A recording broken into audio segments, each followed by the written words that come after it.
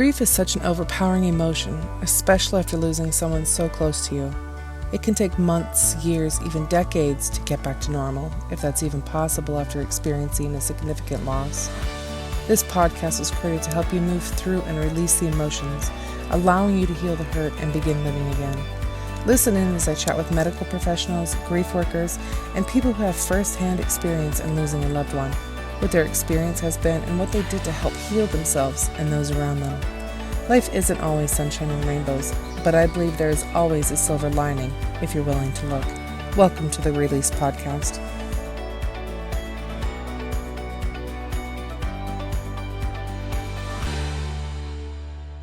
Welcome to another episode of Release Grief Podcast. I'm here today with Tim Zhang.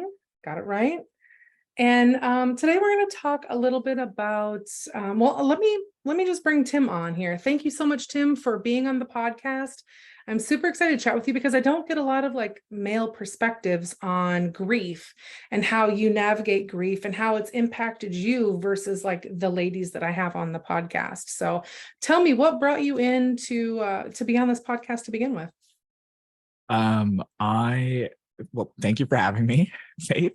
That's an interesting question because I think for me, when I saw you post about it, and for me, I'm one of those people that I'm at a point now where I'm just getting on completely lots of different podcasts. And when I see one about grief, and it's like, oh, this is the thing that I can contribute to. And and I feel like I'm very comfortable sharing my journey. It's not something that, I'm hiding, and things like that is a big part of what I currently do. My business that I restarted again after my dad died, because after he passed away, I kind of just stepped away from everything. And now I'm at a point where I'm comfortable talking about it. And here I am creating content for all you listeners out there. Right? That's interesting that you said that. So you mentioned that you had a business before your father passed, and then you walked away from it, and now you're starting a new one. Correct. I did the same thing with my daughter. When my granddaughter passed, I burnt my business to the ground, and then I started a new one, and it's now in all in grief with this. Interesting. So tell me about that. I want to hear about that. Yeah. So I used to be in real estate. I used to be a realtor for about 3 years. And when I got into, and before that, I used to be an actor. So you can find me on IMDb, been on lots of shows, and I still do acting stuff. But in my mid-20s, I had a bit of a midlife crisis, or a quarter life crisis, I should say. Yeah. In my mid-20s, right? At a quarter life crisis, I'm just like, you can't do acting forever. This is not as, you're smarter than this. You can do better. And so I was like, well, what do I do? Right. And so if my entire youth, it was just doing acting stuff, right? Film, TV, all that kind of stuff. And so what do I do? So be a realtor. That's what everybody does without normal transition. Yeah, the normal transition. You didn't go to college. What can you do? Oh, I know. People say you can be a realtor. And Of course, and I went started as a realtor. And my first year as a realtor was really challenging just because I realized that real estate is not it's not a profession. It's not a job. It's really more of it's the possibility of high income, but you still need skill sets built within that. And it's okay, I got to learn skills. I got to learn how to market. I got to learn how to close deals. I got to learn how to negotiate and all these different things. And especially once after I found my first mentor, my first coach, and I spent thousands on this program, I realized, oh, you don't need to sell real estate. Once you build skills and, the ability to make money, real estate is actually a hindrance because it's such long sales cycles, and it's incredibly regulated, at least up here in Canada, and which is all fine, but everything is just bureaucracy and there's a ton of paperwork, as opposed to if you have the ability to sell other things, right? Other products, other services, and things like that, you can move along much more quickly. And so I stuck with real estate for about 3 years just because, I knew at the end of my first year that it wasn't going to be for me forever. But I stuck with 2 more years because COVID happened, and as well as I should say, it took me a while to get my license, and so don't waste it. So kept going, kept along.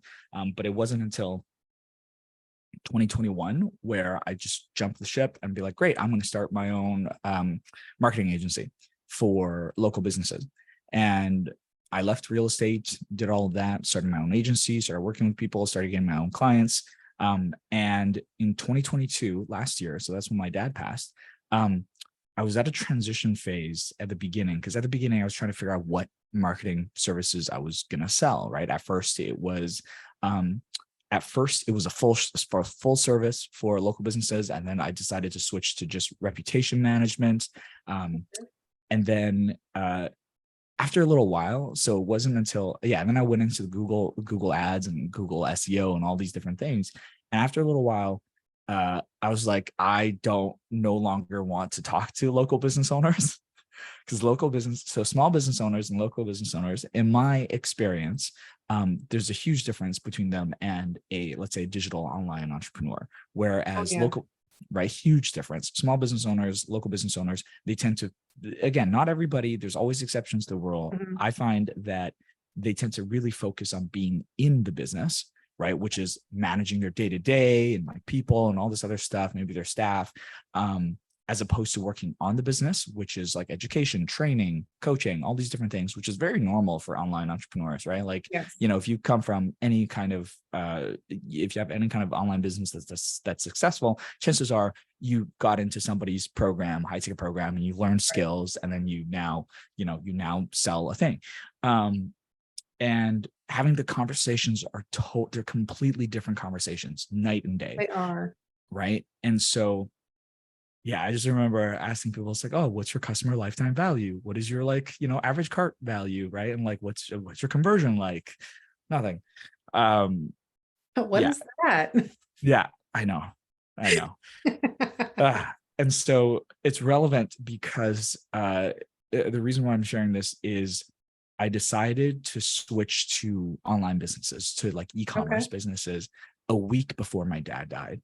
A week before my dad passed away, I decided, at the time I was just mainly focused on Google ads and paid Google search traffic. And it was good. I had some clients, but the conversations that I was getting with, prospects and leads were just very low quality.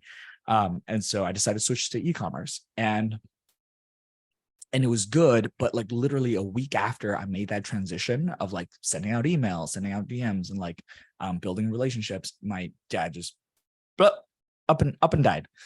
And and no warning. He wasn't sick. Like he wasn't sick or nope. Nothing like that. 56 years old. Wow, that's young. Yeah. And I think it was around that time when I decided that after, going down to the States, because he was living with my mom in the States at the time, down just across the border in Washington. And I was just in shock, and I just decided, like, I don't want to deal with this. I don't want to deal with because at that stage it was a transition stage, and I was at like about 4K a month at the time, so still like a very early stage. And I was like, you know what, I don't need this. This is fine. I have some money saved up. Just bleh. So I took a break for about a year. Oh, did you? Okay. Yeah. I kind of just stopped, and I just didn't want. Was it because of the passing of your father that you just stopped, just like rethinking everything? No, I just didn't want to deal with people. I think it was a thing, because when you sell a service or product or service, especially early on when you're doing your own sales calls, you're not selling, like I'm not selling, let's say e-commerce, right? I didn't have an affiliate business. I wasn't doing drop shipping. I wasn't doing Amazon, right? It was a high ticket service where I need to like at least talk to a prospect, figure out their pain points, and then close the deal.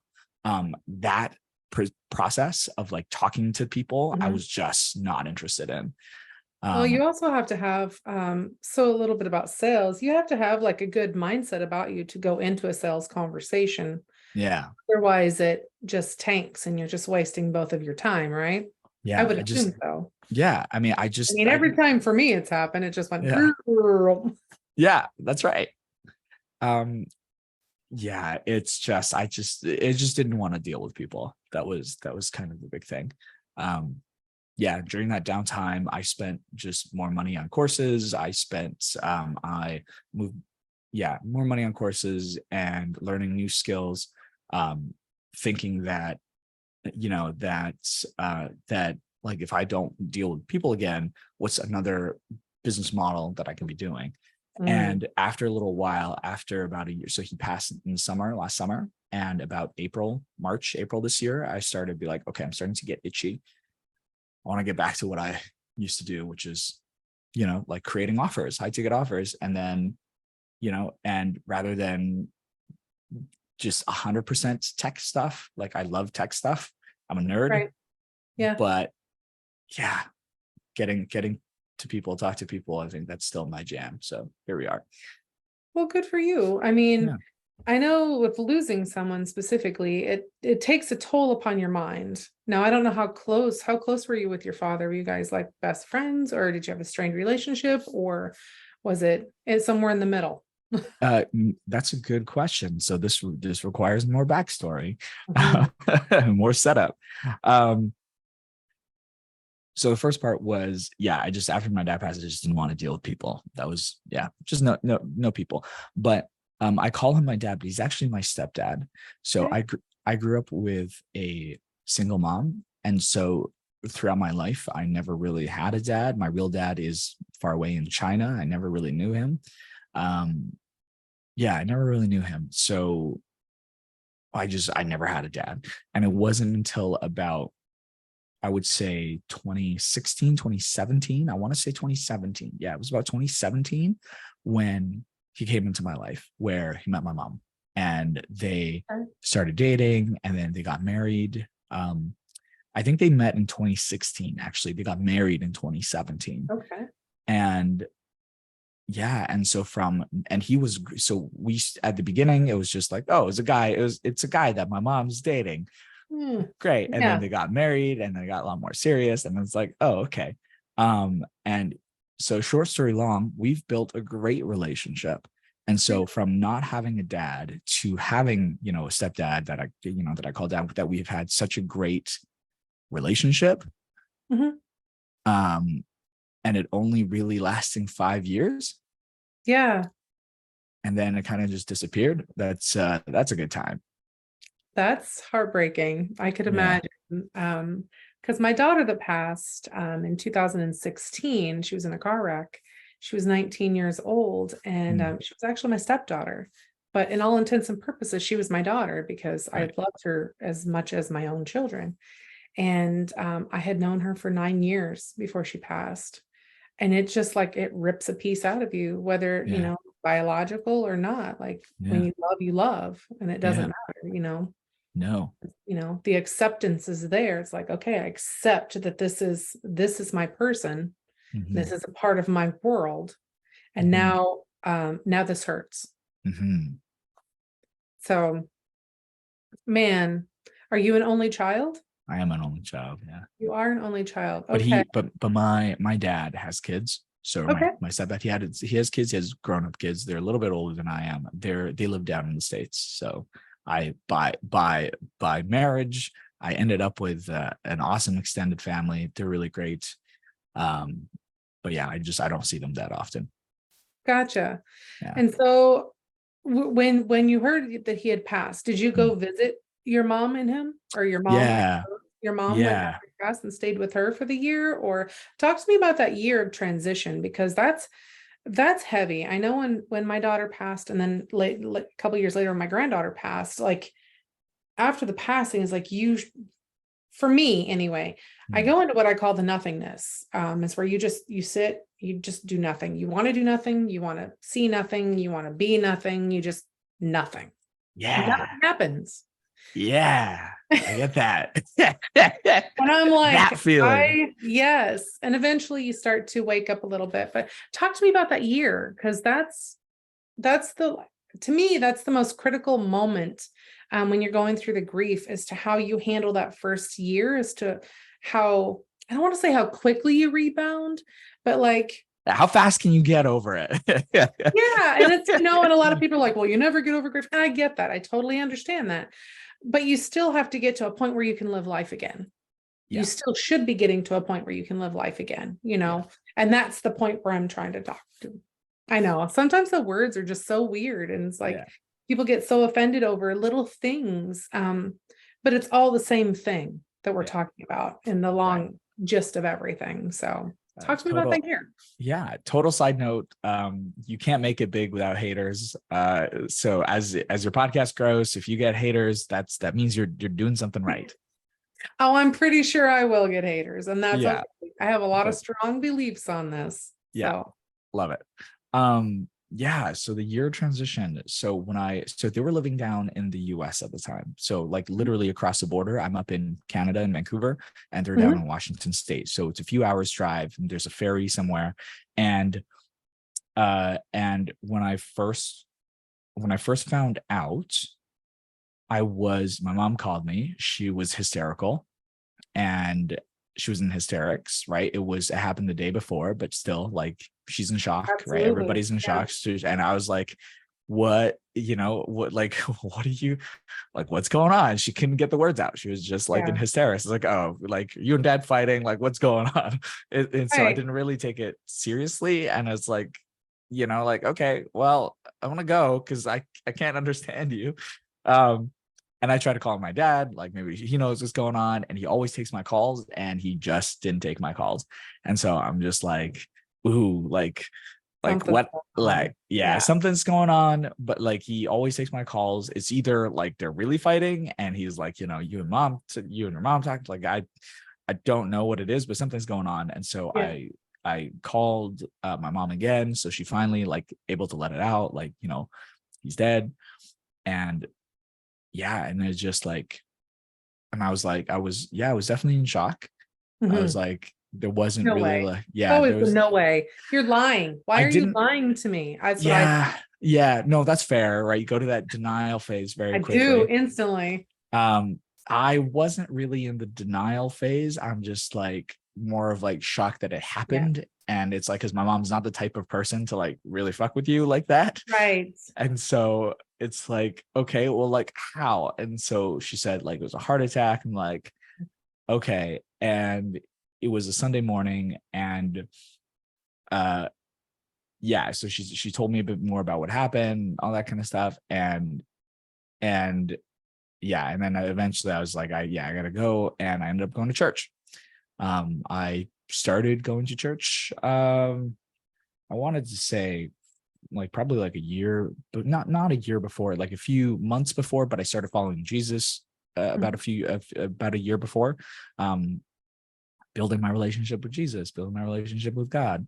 Um, and so I went to church that morning, and on the way there, I called my brothers, and in the States, they called me and like, yep, that happened. And, talked a little bit more about it, talked a little bit more about what happened. Went to church. I honestly, I don't remember what the church thing was about that day. I Right. just remember going. And I remember like if you've taken any personal development stuff, if you've been to Tony Robbins seminars, if you go to like, UPW and all this other stuff, one of the things that they talk about is life doesn't happen to you, it happens for you.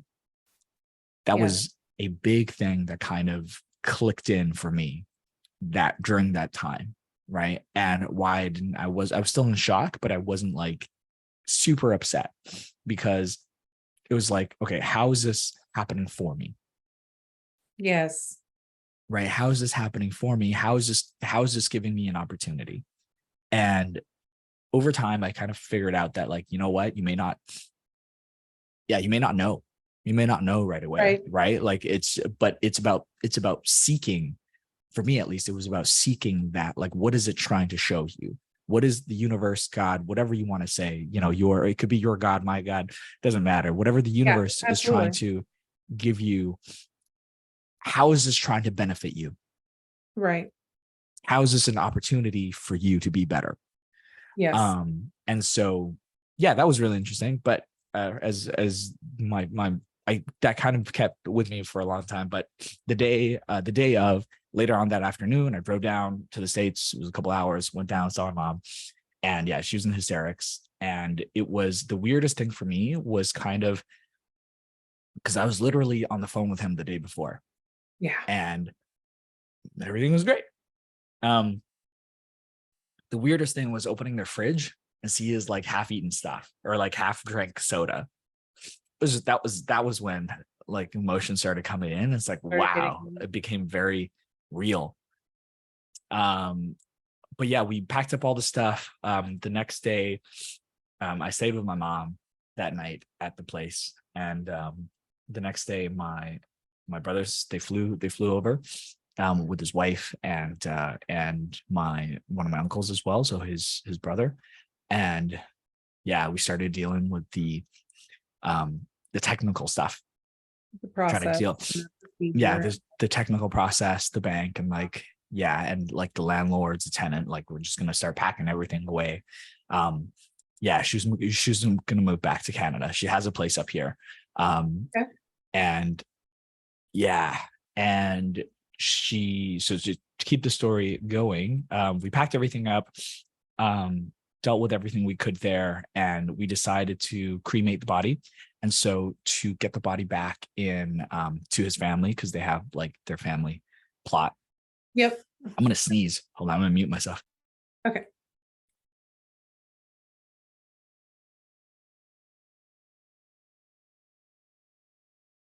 Oh man, I sneezed really loud, and I was like trying to hold that in since I started the story. Man, I'm telling you. So sneezing loud, I think the neighbors in the next county can hear me when I sneeze. I'm not one of those dainty little chew things. Mine's like loud.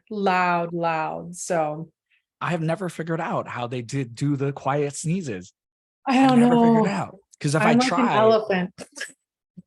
Yeah, because if I try to like hold it in, it just It's like louder. pressurizes inside my head, and it's just like I don't know.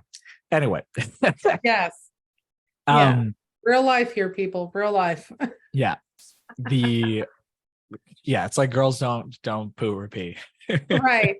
Yeah, we don't sneeze either. No, that's right. No, just kidding. So we decided to cremate him, and we took his body back to my brothers took his body back home, and we took all his stuff back to Canada, and then we decided to go over, to go down to the States for his funeral, where his family was. Short story long, we came back, and I lived with my mom for about 2.5 months. Because obviously she was living, I was living by myself. She was living with my dad, and I was, it's literally like moving back home again, and I hated it. It sucked. We fought all the time, and that's what we were doing before. As it doesn't really have much to do with dad, but it's like, and she is more of like the more traditional Chinese family person, right? Where she doesn't believe, like she doesn't really, she at first when he passed, like right away, it's about, like, oh, talk to a counselor and all this other stuff, process the grief, and she ended up not doing that. So and so I, after 2 months, I decided like, nope, I'm out, don't want to deal with her. I'm still like, like I see, what is it? I want you to be happy from a distance. There's only so much I can do to help you. So I moved out. Counselor. Huh? So did you go see a counselor, or did she? I did not. You did not. And did she? No, neither one. Okay. Yeah. I dealt with it, I think, in a much more better way. Like I was still having, processing grief and stuff like that. She ended up going down like the spiritual, like the very woohoo spiritual, like, oh, like, why did this happen? And like, like, oh, was it something that I did? Was it something that he did? Right. And like, and it's like they're trying to find meaning. She went like trying to find meaning behind it. And that just wasn't how I was. And I thought she was wrong. And I wasn't about to entertain that conversation, because I didn't believe that. Right. And both still right in the midst of it too. So it's hard to have that conversation when you're clashing. Because to have that like a grown-up conversation about it when you're clashing, because there's so much emotion involved with it. It's hard, because I know, as for me, I wanted to know, I've never been religious. Right. I did go to church when I was younger, Your name, sorry, your name is Faith. That's I a branding know, opportunity lost for you. right? So short story long, as you quote it, my dad, who a lot of people don't know this, he was a career criminal. And he stole a lot of things. And he is the one who named me Faith, which is ironic because he was not religious. He didn't go to church, none of those things. So I find it very ironic that I even have this name. But it's kind of grown on me now. I hated it when I was younger because the whole, gotta have faith, faith, faith song. But Oh no, George I'm over it Michael's. now. I'm over it now. Just kidding, I'm not. But no, that's triggering. That's some deep-seated trauma right there. Right. But it's, I mean, the emotional stuff, I want to know why it happened. Like, was there something that I had done to cause, these accidents? Or is this paying for a sin that I had done at some point in time? Even though I wasn't religious, I still thought that. And then it was, okay, these are like you said, because I've been in the online world for, a couple heartbeats. So I've done the mindset work and all the stuff like that. And it's like, okay, what am I supposed to learn from this?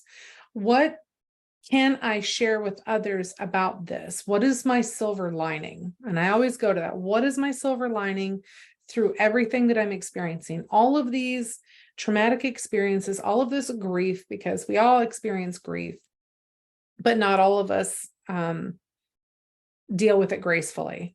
Right. Or even deal with it, at all. Some people just don't. They self-medicate and whatever. And there's lots of forms of self-medication. Work is one of them, throwing yourself into work. Yeah. But it's interesting that you went that way instantly. Like, what can I learn from this? Where am I at? Like, how can this, what am I supposed to take from this? So yeah, that was really interesting. The day of, that was my main process. I think that was, to some degree, I'm sure that was a way for me to like cope and deal with it. But sure.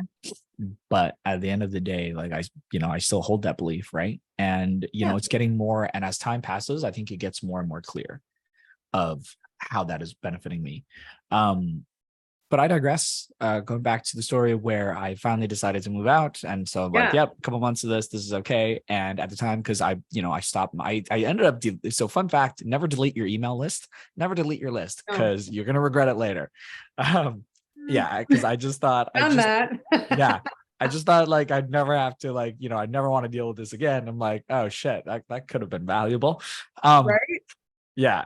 But anyway, you live and learn. What is it they say in business, in the online world? The money's in the list. Don't get rid of the list. Yeah, money's in the list. Anyway, I moved out. I started going back to film. So I ended up back working in film full time because I'm a union member. Because I'm a union member and I've been doing acting for a while, I can do background work and they pay really well.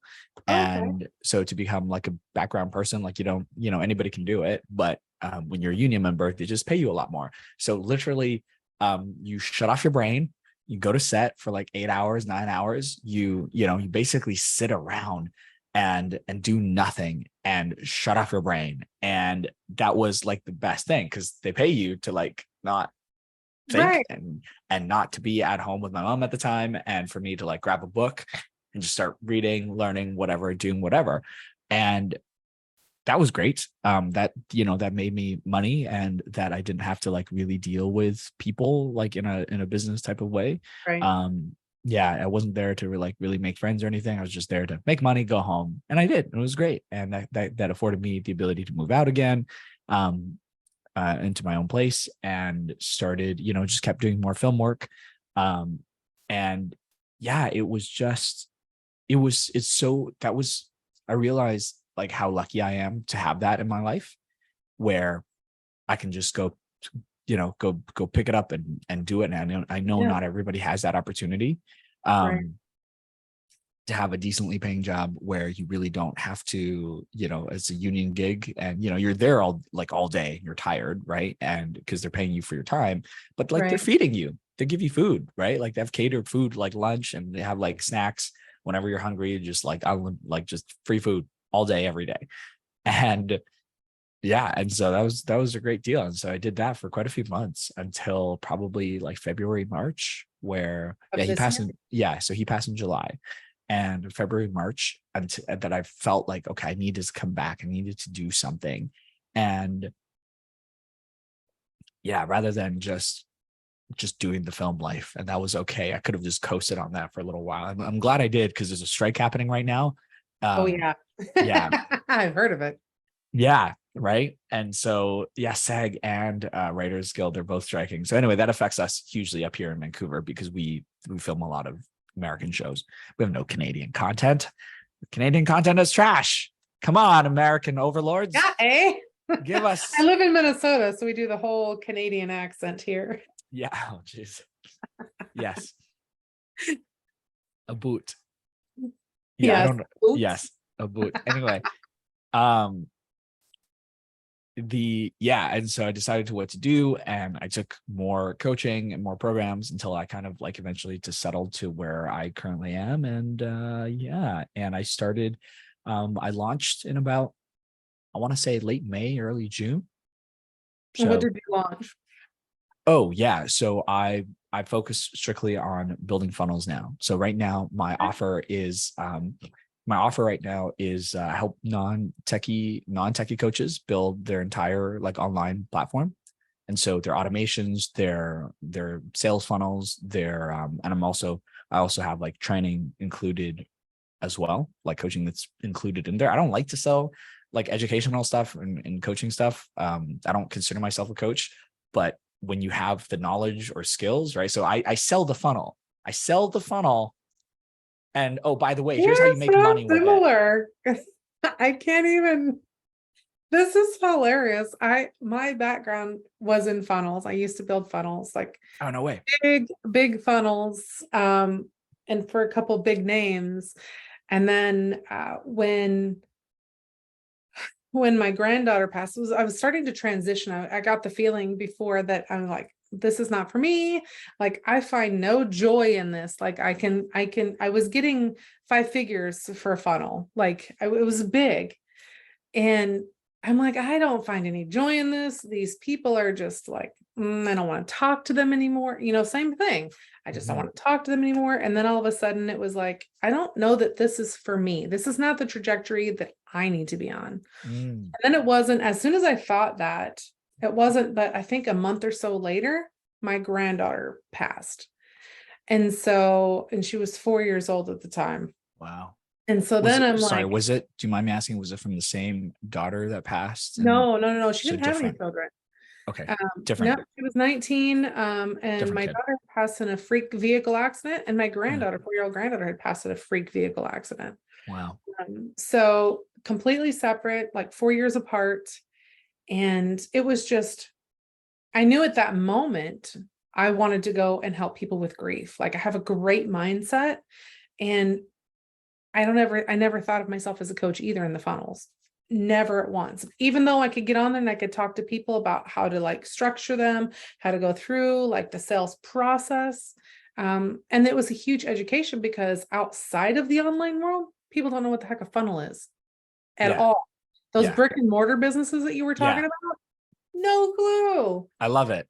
Great. If you don't, I love it. If you don't know what it is, not here to help you. Good luck. And it was like, I had to do like this educational stuff. And then, and so then I hated that. That was, it's funny. I was the total opposite. But I did a course, and mine was so like, I have a hard time taking things seriously. Like, I like to laugh, and I like to make people laugh. Like, that's a thing. Like, when shit gets serious, you need to laugh, because that lightens the mood. Right. I like to do that.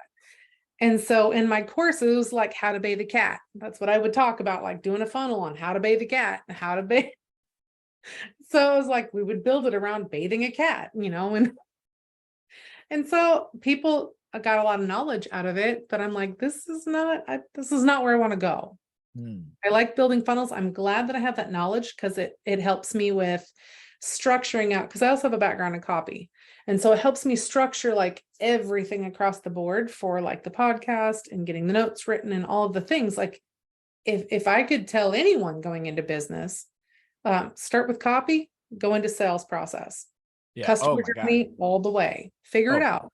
yeah. Oh, fuck yeah. That's Because in the meantime, you're also working on your own mindset because you have to figure that stuff out. And I think that going through all that mindset work that, you do as an entrepreneur has helped me tremendously with going through grief and finding out the silver linings, and talking to people, because, most of the time it's just like, oh, here's a rug. Let's just shove it right there and done. It's all done. And so that's one of the reasons why this podcast was born too. Was because I'm tired of shoving the grief away. It needs to be acknowledged, needs to be recognized. And people, even like you, like in the online space, in the sales space, in the real estate space, it transcends time, it transcends religion, it transcends everything. Grief happens to you. It doesn't matter who you are. And we have to talk about it. So yes, I agree with you on everything you said. Yes, all of that. Yes to all of that. Total side note, I had like the opposite, I have the opposite journey where I was doing paid traffic, paid ads, and it was talking to like local businesses. And I'm like, I hate these conversations where they don't know their left hand from their right foot kind of a deal. True, that too. In Like their they don't know business. the numbers, nothing. Yeah, they don't know their numbers. And so and why I love funnels so much is, and again, I don't consider myself a coach, but I do, I do coaching stuff that typical coaches do, where I do plan on putting a course together for the people that, buy the funnel build. It's funny because I find that funnels is like the least important part of a business, but it's like the final step. It's like the least important part where you need to figure out all this other stuff ahead of time, figure out your avatar, figure out your offer. How are you going to deliver the offer? How are you going to get this? What your sales process is going to look like? At the end, are you going to put out here and there? Yeah. And what is right? Like, how are you generating traffic? What kind of traffic? Cold traffic, warm traffic? Are you going to be doing JVs, right? Dream 100. How are you getting on other people's podcasts? How are you getting that traffic? But like the final piece is like the funnel. And assemble it and piece it all together. And it's funny because I love all the other stuff, right? And so like, oh, I sell this thing and just give them all the other thing. But anyway, I love building funnels. That's why, that's a hilarious total opposite way. But my so what you were saying before, it's like, if you want to have a business of any kind, understand copy and make it into a funnel. A funnel doesn't have to be like ClickFunnels or Kajabi or whatever it is. A funnel is literally just, sales process. It's a message and an offer. It's it doesn't even need to be in print. A funnel is anything that you have a sales message and an offer. It could literally be a guy holding a sign outside, buy one, get one free pizza. Right? Buy one slice, get another slice free, right? That is an offer. That's a message. That is a funnel. Is it an internet funnel? No, but technically that is the funnel. Right. That's true. That's true. That's the example that I give people. Like, your funnel doesn't need to be like, so what is your, like, if you're talking to a business owner, it's like, what does your current funnel look like? Right? Like, well, I don't have one. Yes, you do. You just don't know it. You have one. You just don't realize what it is. Right. And it's not intentional. So how do you think that being in the online world has helped you transition through this, or with this, and for this, on this journey of grief, like with losing your dad? I honestly, I had such focus on my business before my dad passing. And that when he passed, it was such a shock to the system that I felt like I never want to deal with like other people again. And I think that me having experience and background in something that I know how to do, and I know how to make money with, and I know I can help other people with, and I can create a business doing, brings a lot of, I would say, focus in my day-to-day life. It brings a lot, like, it gives me goals, it gives me, actions that I can take, right? And it gives me more things for me to do. And I don't want to say that it's a distraction, because I don't really see it as a distraction, because this journey for me just is in line with my goals in my life already. And with my grieving process, with, figuring out my dad is just, I think during this time, figuring out, okay, how has his passing been a benefit to me? And that journey has been really insightful, because learning that he gave me a lot of my values that I have. He gave me a lot of, he taught me a lot in the short time that we've had together. And he gave me like an amazing, wonderful, loving, extended family that I never thought that I would have. And yeah, those are huge things. He gave me a lot of insight on what it means to be like a husband, a father, and all these other things that I never would have learned without him in my life, without a father figure in my life. Right. So that's been an interesting process. Has the online, I think it's just the mindset stuff that like, if you Right. do any kind of, internet business, if you bought anybody's like high ticket program, there's always a mindset component. And that is so important. And that's what I agree. Yeah, that's why I like just brick and mortars. I keep bashing on them, but it's kind of true. Where Well, it's I mean, it's interesting that you go into business in a brick and mortar, because I mean, that's old school. Brick and yeah, mortar is very old school, because the internet didn't even come out until like 1999. yeah, And so before that, you literally had the face-to-face component, like you were yeah, hustling and building. And, if you thought your stuff was good enough, then you opened up a shop, and then you could sell to more of the public and stuff like that. yeah. And so to bring into the online space, and it's hard to focus a brick and mortar business and an online business. Like those are two very separate beasts. But if you can, it's My, hard. my train of thought, and nowadays is very different, because if you go to like the online agency coaching space, there's a ton of people teaching you how to how to help start your own ad agency or whatever for local businesses. I would always say to those people, no, they don't sell to brick and mortars, because there No. are great amazing brick and mortars out there. Yes. But it's I went into it thinking that, who can I help the most? Right? Is it e-commerce people, or is it brick and mortar people? Brick and mortar people, they need the most help, right? But you also have to realize that brick and mortar people, they're the ones that are least asking for the help. Right. They're not really the ones trying to make it. They are trying to make it all work, but they're not like, they haven't. Not in the online space. Yeah, they haven't shown that they want to make it work. Like the example that I always give is that, like, if you own a brick and mortar, if you are spending your time managing your people and like working in your business and dealing with the business stuff, you're not committed to working on the business. Whereas if you're online, if you're selling someone online, you don't need somebody to like take an order or like to do the service. Just sell this digital thing. Right. It's computer. And so you have more of that attention, be like, okay, I can go to watch a webinar. I can go to somebody's program, or go to a seminar somewhere, go to Tony Robbins business mastery, right? Like Right. you value more of those things. So I think that's true, but I also think that the online space gets more mindset work. And of course, not everyone, not because everyone. brick and mortar businesses, they go to conferences and stuff too, and they have their conferences and stuff.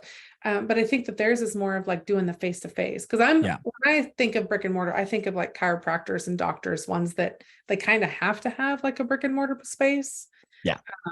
They need to have that for their clients, their customers, dentists, all those things like that, massage therapists. They're still service based.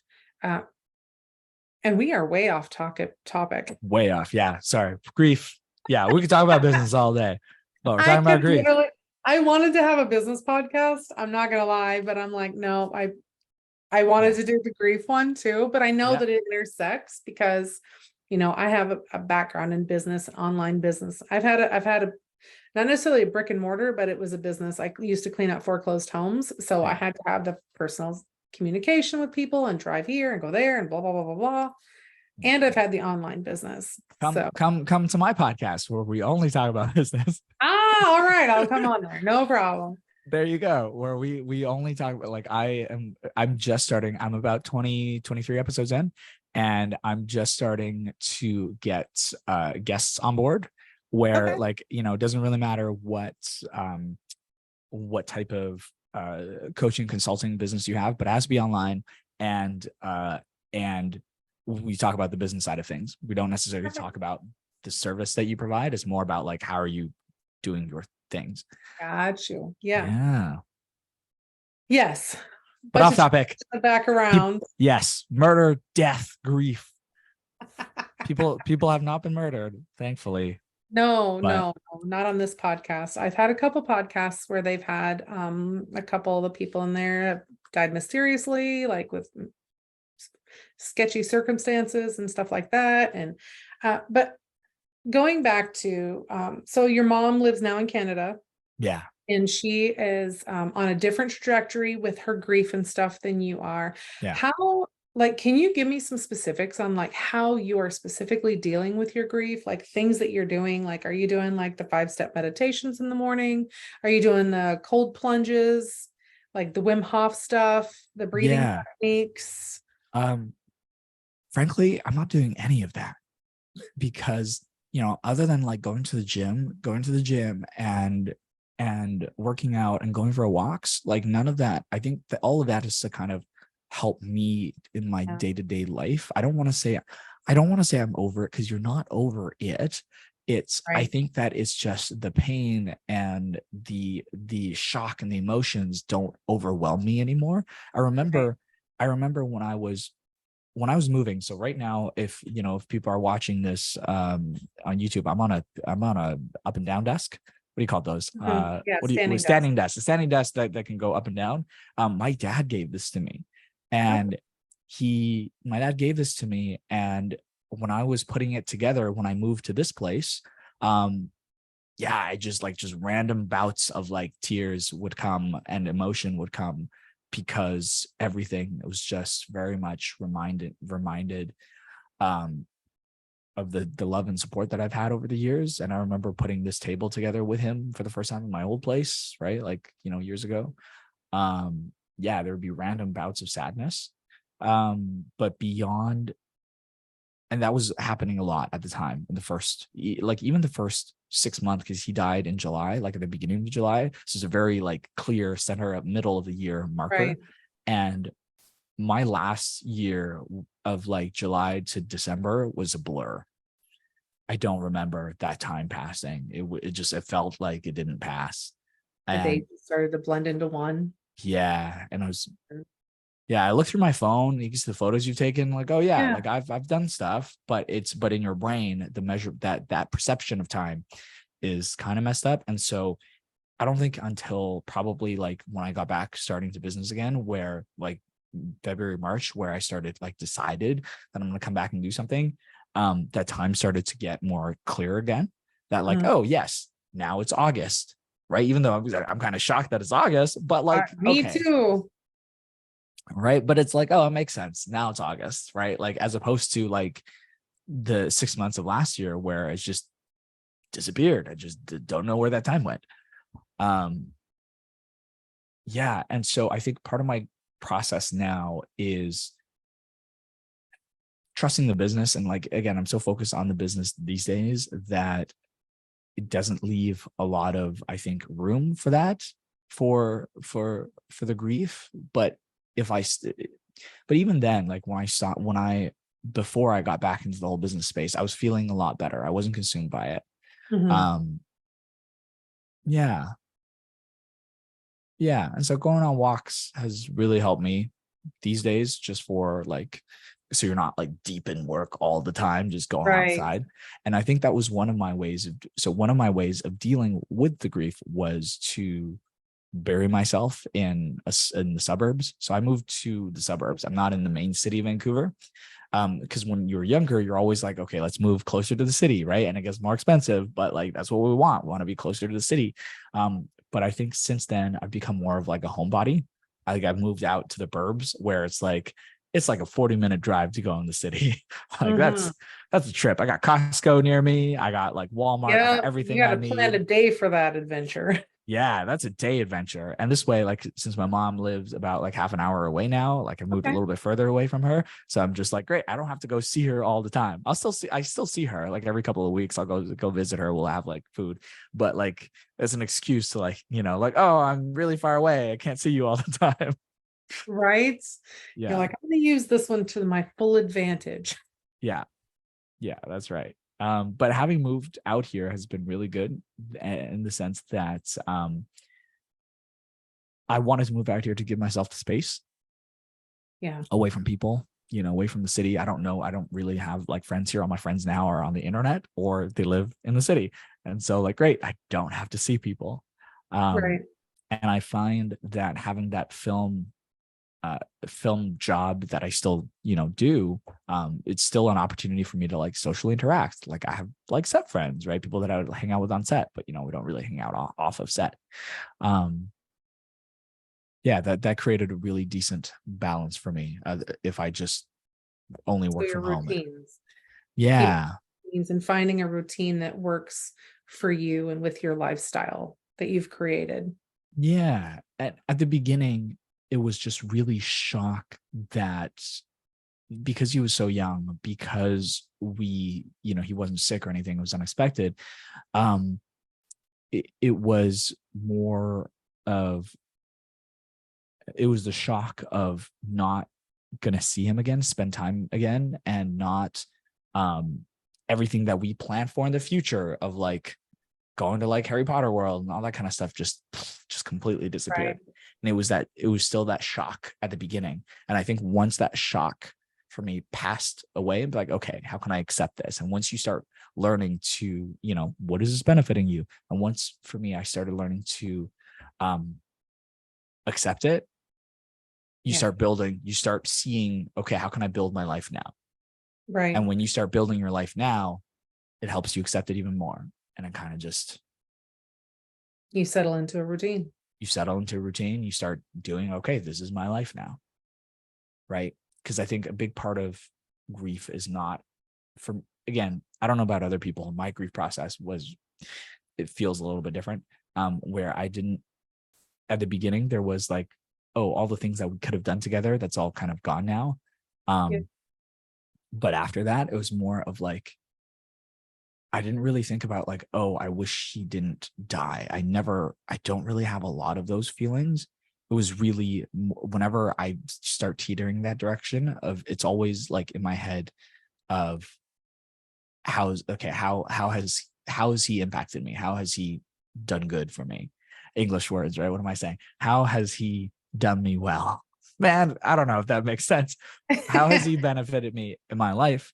Right. And moving forward and having that become a part of you, as opposed to not accepting that he's gone. Right. Going down that rabbit hole, the shoulda, coulda, wouldas, the what ifs, all those things. Yeah. They can wreak havoc on your mind and your whole environment around you when you start going down those. And, I catch myself now. It's been so on August 10th, in 2 days from the recording of this podcast, will be 7 years since we lost our daughter. Wow. And then in less than 2 months, it'll be 2 years since we lost our granddaughter. So it's been, so are there any things that you guys do or have thought of to like create memories for him, of him? Like, do you do anything special, or do you have a specific plaque that you hang, or a place that you visit, or anything like that?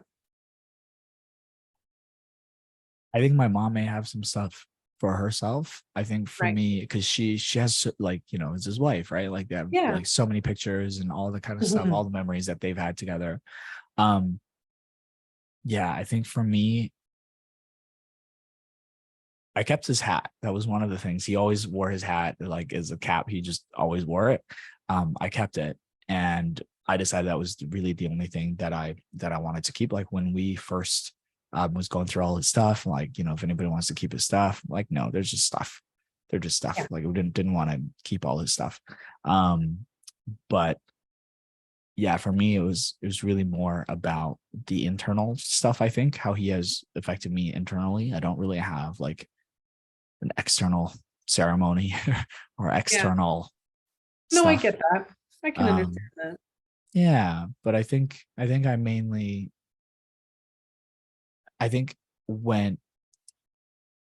him being in my life and him coming in so quickly and going so quickly, that's such a big impact in my life that I don't feel that he is, I feel like he has made such a big impact in my life that he has become a big part of who I am today. And that for me feels great, that I don't really feel like I need to, for me at least, I don't feel like I really need to have like some external thing to remind me.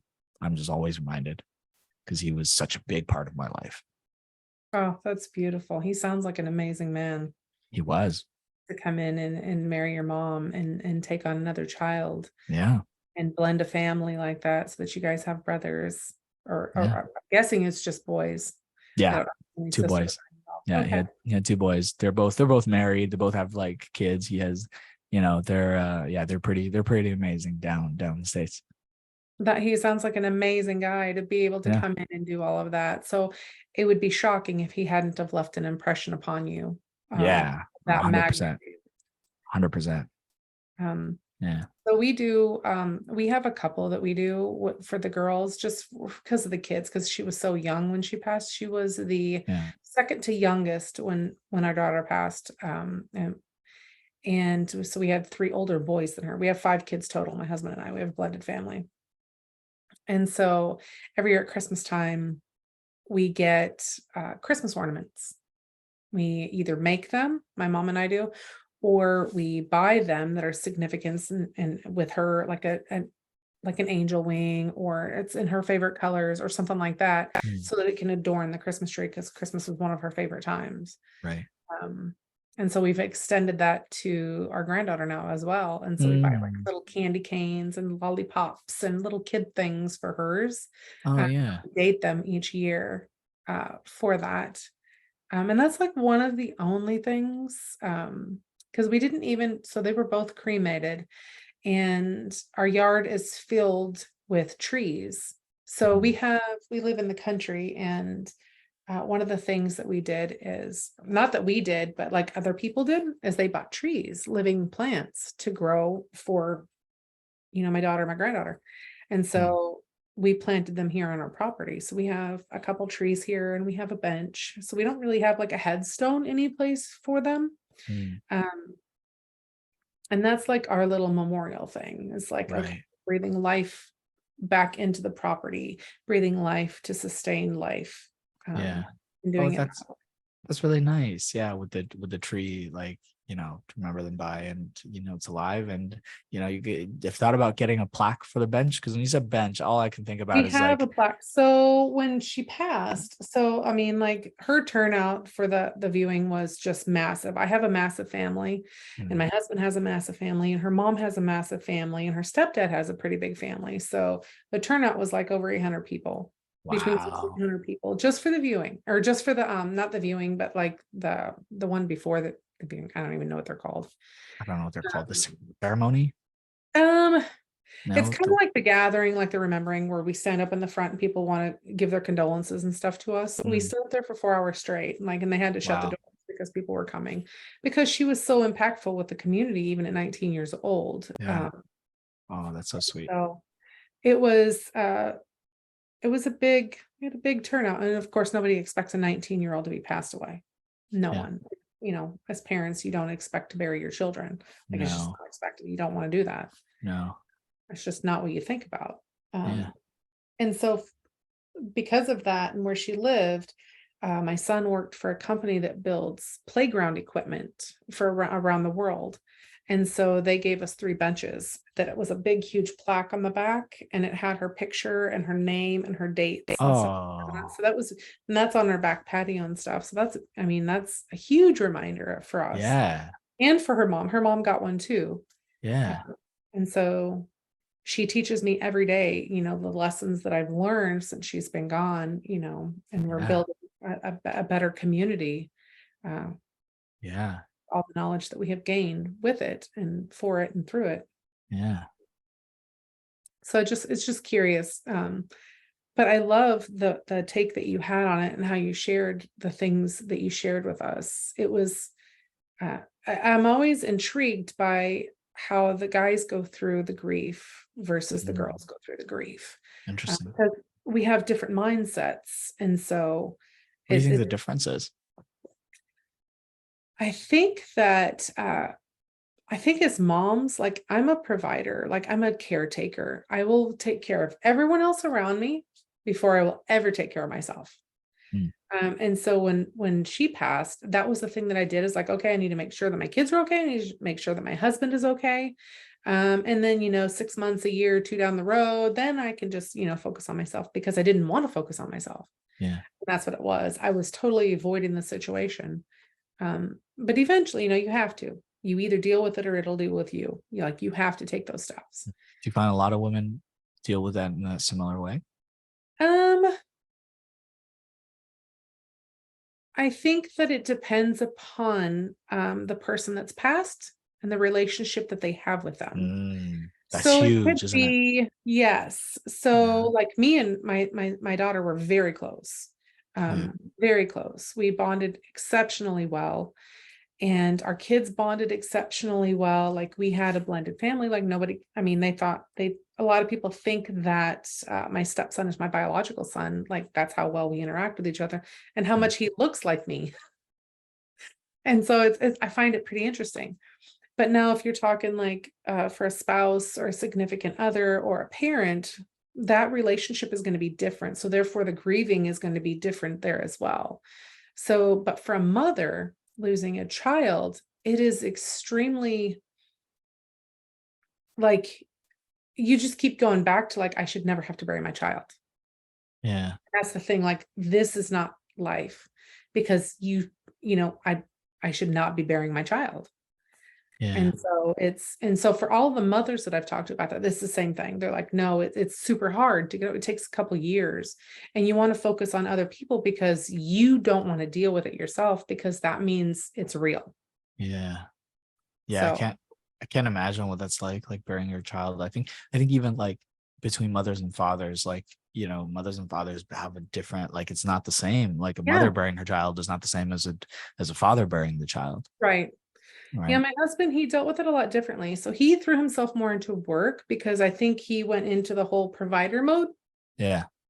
And he let me have my space. But he's also the one who pulled me out of my nothingness as well. And, I wrote a book and I talked all about it. Like, he's the one who pulled me out. I was like, babe, like, you can't sit here and do this forever. Like, you need to do something. Yeah. So it's like, but it's interesting how, the different mindsets. And so he dealt with his spiritually. And so he would listen to NDEs on YouTube and NDEs. near-death experiences, just the greater collection of the spirituality of everything. Oh, And it was, and that was our way of moving through this. Yeah. Of going through, okay, this is just a phase that we have to go through before we get to the other side. And when we're we'll get to see her again. Like, this isn't gone forever. It's gone for now. Yeah. So it was very interesting that he's the one who brought me into that, because I didn't even think he ever listened to that stuff. I didn't know that he did any of that stuff. But he drives, he drives a lot. So he listens to all kinds of YouTube stuff. Yeah. You got to listen to this. You got to listen to this. And so I started listening, and it started pulling me out and doing, bringing me back. Good for you. Yeah. And now, how many books have you written now? I have 2. Nice. I have a couple more slated to be written. Right. And you're going to put them into a book funnel, a free plus shipping funnel. I don't have any, the sad part is I don't have any of them in a funnel yet. So this one here was my first one. This is a walk with, this talks about a little bit about my childhood, about marrying my husband, because we met and married in, I think it was 8 months. We blended our family. And then this one here talks about my childhood with my father, and, just, and my mom and my dad, but the close-knit family that we had. And it just was interesting. Yeah. But I mean, how are you, like, are you creating programs, like, other than this podcast? Are you creating, like, any programs at all, any like masterminds and courses and stuff? I have masterminds slated. I want to do one. I actually just bought the domain name for it, but I want to do it next year. I used to want to just like, okay, I'm going to do this and boom, here it is, which never turns out very well. Right? No, So I've learned that I'm giving it space to breathe. I'm talking about it because I have so many ideas that keep coming to me on grief that is not out there. These things are not out there. Yeah. And I want to put them out there. Like, I want to have a grief conference, ways to like handle grief, healthy, happy ways. I want to do, a friend of mine and I are going to buy some property, and we're going to do grief gardens. And we're going to plant trees for people that don't have property, plant trees and put like a little plaque down at the bottom and like a bench, and people they can come visit, this property at any point in time they want. And we can send them a video, whatever, for this tree that's planted just specifically for their loved one. Cause I feel that is amazing. And like, if they're cremated, like, we can put their ashes in the ground to help sustain this life, to put forth into the world. I've got tons of things. You're neck deep into the coach / consulting expert, funnel builder, funnel user stage. Like, I see book funnels, I see, I see lead funnels, I see a lot of funnels in your future, because it doesn't matter what you're an expert in, right? When you're sharing, because that's all it is. Like, if you read Expert Secrets, like, you don't have to be an expert in anything. You're just sharing your story and sell your stuff, right? And people see value in the stuff that I see a lot of people having value in what it is you're doing to help them process their grief, right? Because you can be there's free content that you can provide, and of course, people that want to spend money and invest in their grief as well, they can do that too. I have a little group every month. It's called the Healing Huddle. And they come in and we chat once a month, just to make sure that everyone's okay, just to be the sounding board for someone, because unless you're actively talking about it, you just sweep it under the rug and keep going, because it's Monday morning and you got work to do most of the time. Whereas this gives an outlet, because a lot of times I think it's not necessarily that we're having a bad day or like we're having, roller coaster emotions. It's a lot of times it could be triggered by grief. Like, we're experiencing grief, but we don't know how to handle it, or we don't even realize it's there. Or it just comes randomly to you when you're doing something completely obscure. The wind blew in the southerly direction, and all of a sudden I'm bawling my eyes out. Totally. Absolutely. So I have tons of things that are coming out this year. A couple journals and planners coming out for people, because I don't see any out there. Like, my computer froze. My computer stuttered for a second. Sorry, say that again. My computer stuttered. Oh, no. Grief journals and grief, specifically a grief planner. Like, I have, it's already almost completed on my computer. And then I want to send it off to get a prototype, just to see like, if I like it, if I don't like it, if I want to change things, whatever.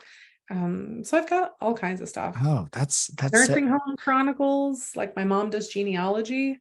Are you building a list with some of this stuff? Like, I see a lot of like lead magnets in your future if they want to upsell, buy like a physical bundle. Well, it's just me at this moment, because like I said, I burnt my other business to the ground, and this one here is slowly taking off. So it's just me at this moment. I hired on a lady to write my show notes for my podcasts. And she's a copywriter. I love her. She's amazing. And that's the only other help that I have besides me. Sorry, so I do so much. Sorry, I meant it's just you right now. Doing all this stuff. Fair enough. Fair enough. Yeah, good for you. This is I it's funny because I'm so deep in the internet, like business thinking. Like, that's just kind of how I think. And so when I hear other people doing their own stuff, it's like, pieces are coming together, and like, this is making sense. I see success in your future. Just do that. Right. And I used to hire things out too fast before I was ready for it. And then, just the money would not come properly, if that makes sense. So you hire things out, you're spending too much money, and then you're like in a financial situation. And so I'm learning right now to like hold it tight until it gets to the point that I need to outsource it. And that's coming soon. Have you heard of the term leading by delegation instead of abdication? No. Okay. So this is not grief related. I promise this is the last thing. We'll wrap this up and we'll call it a day. And thank you for paying attention. But if any listeners are out there, this could be relevant to your life. One of the biggest things that I've learned from Michael Garber's ebook, The E-Myth.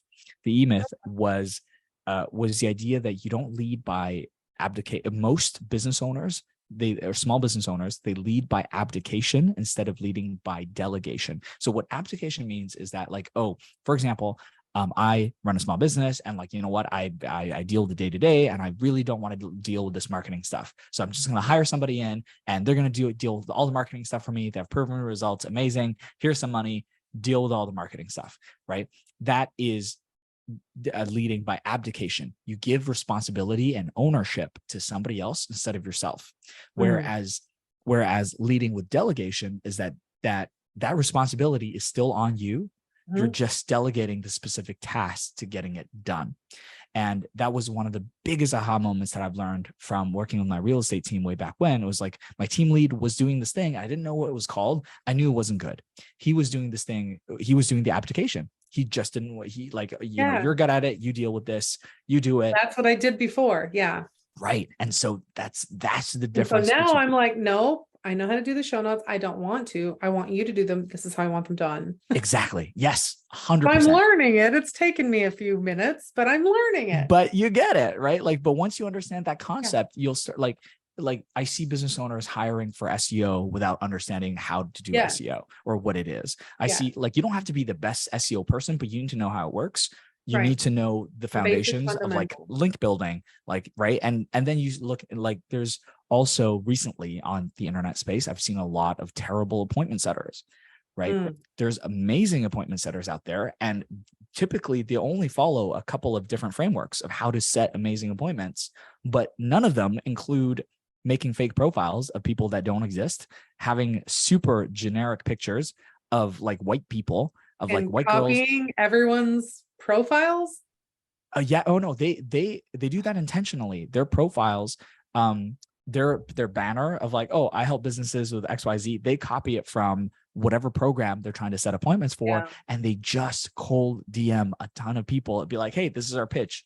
And that's the worst appointment setters you can hire. Save your money. If any business owners are listening to this and you are hiring setters, like, if you understand the setting process, like, you have to learn a good system yourself and then hire somebody to implement that system. Not, I don't know how to set appointments. Oh, this guy is promising me, 10 qualified appointments a week. Well, that's only the pay. quickest way to get your money, to get fleeced from your money. That's the quickest way.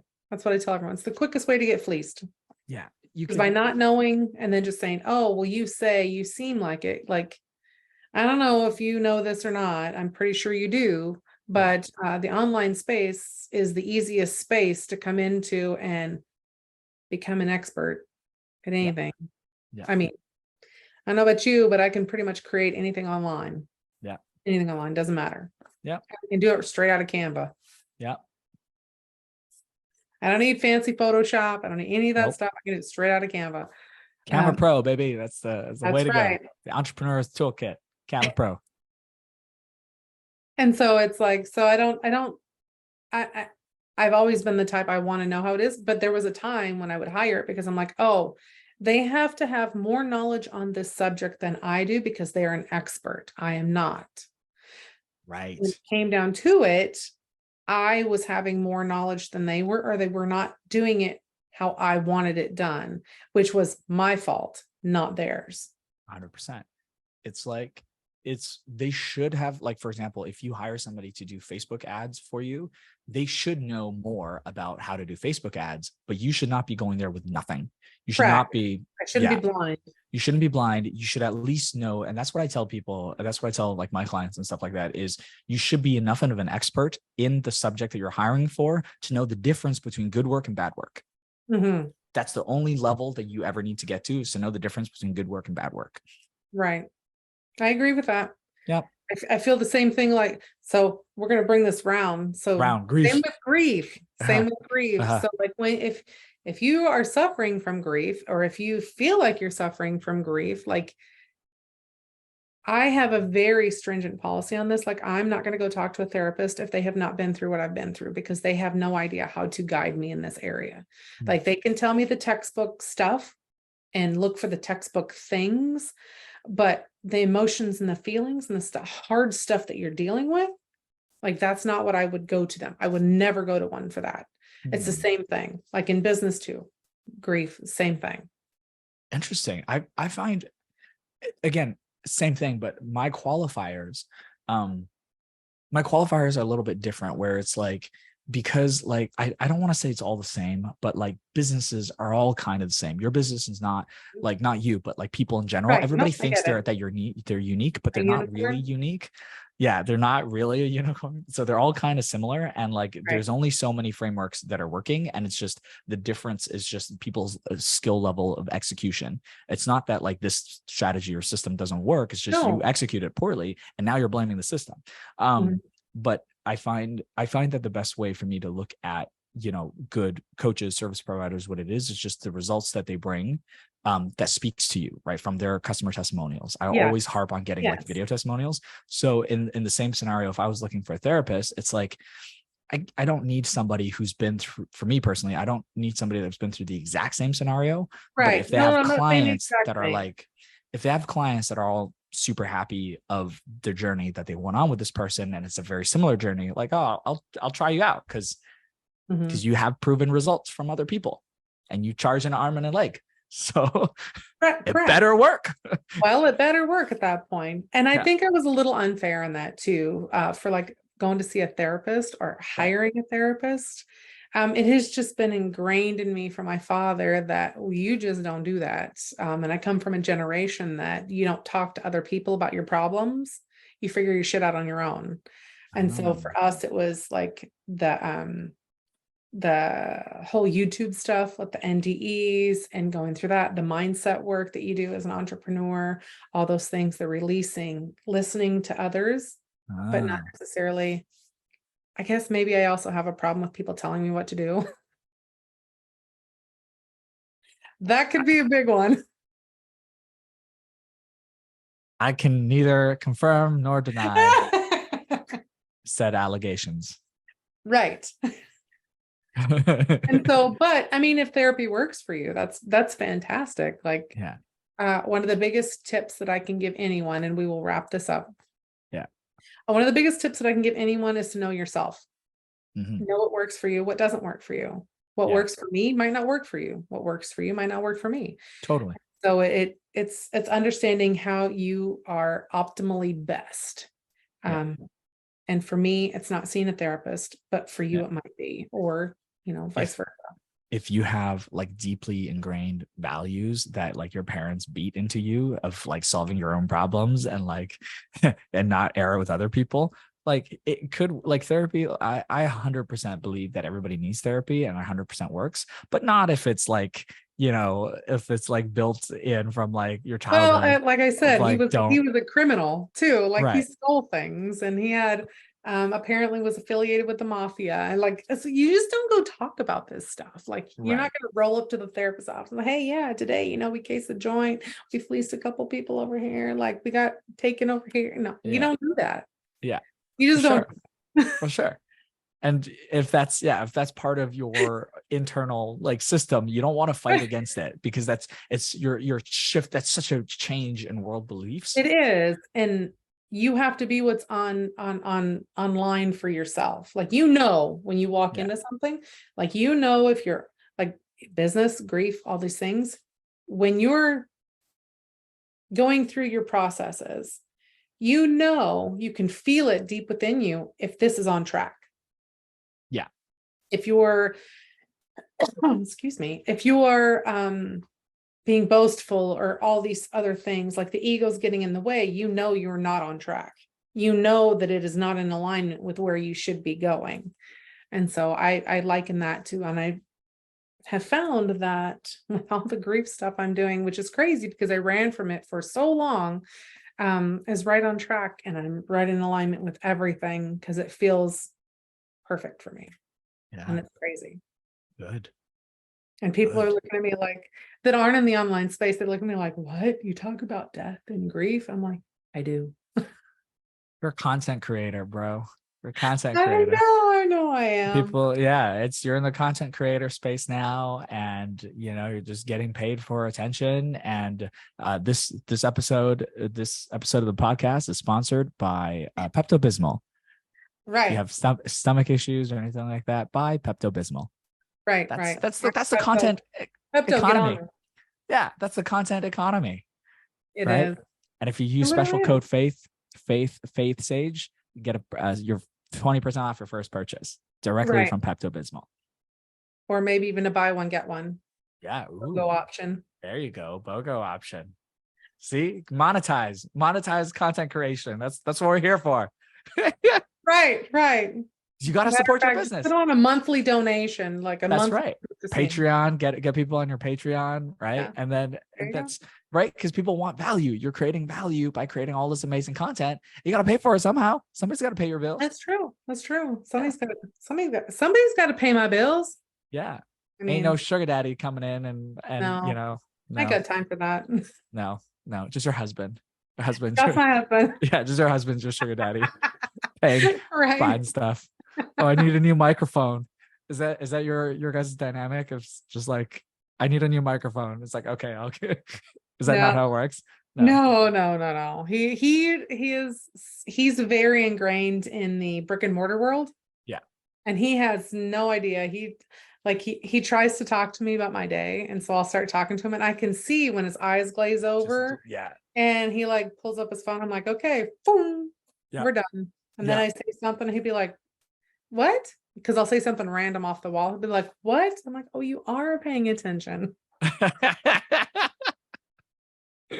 So I murdered somebody today.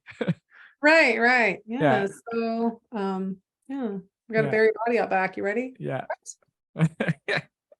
Okay, let's wrap this up. we've been trying to wrap this up forever. We've been trying, for like 35 minutes now. Anyway, what is some good advice you want to leave the listeners with on how to, if they're experiencing grief, if they're going a similar journey to yours, what is some advice you would like to leave them with? Yeah, the biggest takeaway is just always remember that life doesn't happen to you. People always ask. It's very easy, I think, for people to ask when something bad happens. You broke your leg, you can't go to work, you get sick, your girlfriend breaks up with you, whatever. Oh God, universe, whatever, Buddha, Allah, why is this happening to me? That's the easiest thing to go. But there's very often the reason why the universe works in that way is it's not doing stuff to you, it's doing stuff for you. How is this? And to shift that around and be like, okay, God, Allah, whatever, spaghetti monster, why is this happening for me? Right. Show me the benefits that I'm going to be getting from this. You may not see it right away, but if you ask those questions, you will start to get a more clear picture down the road. You may not see it right away. Somebody taking your spouse away, your child away, and your partner away, that's terrible. But also, what new path is the universe sending you on, and why is it sending on that path, and how is it going to benefit you and the people around you? I love it. That's so true. Yeah. 100% true. Well, thank you guys so much for listening to this episode. I know it is a lot. If you're still here, good for you. Hey, I applaud you if you're still listening to this. Find me on Facebook. I think Faith will leave a link. I think you have the link to my Facebook profile. Yep. All the links will be down below the episode. You'll be able to click on it and follow Tim. Just add me on Facebook. What shenanigans he's up to. And if you need a funnel built, hit him up. He's like, yeah, no. Especially if you're a brick and mortar. Anyway, you guys have a great day, and thanks so much for being a part of this. Yes. And thank you so much for being on here and chatting with me about business and grief and life and everything in between. Yeah. Thank you, Faith. Bye. Thank you so much for listening to this special episode of Release. All the links plus a few extras are posted in the show notes below. And if you think someone you know could benefit by listening to this episode, please share it with them. And as always, keep going, keep being, keep doing. You are amazing.